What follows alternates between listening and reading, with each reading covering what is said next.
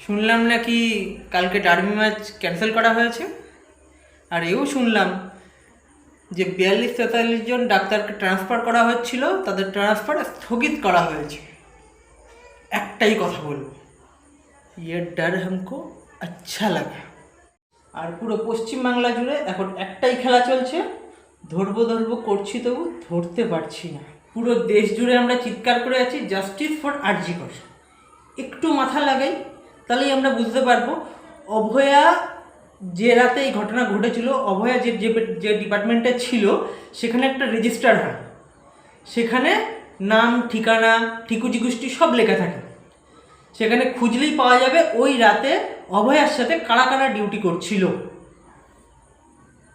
আর এটা যে কারোর একার কাজ না, এটা পুরো বিশ্ব জানে।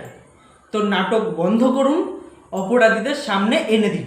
যারা এই নোংরা কাজটা করেছিস, এই জঘন্য কাজটা করেছিস, তাদের একটাই কথা বলবো, দুর্যোধনও ভেবেছিল দ্রৌপদীর বস্ত্রহরণের পর আমরা বেঁচে গেছি, আমাদের কিছু হবে না।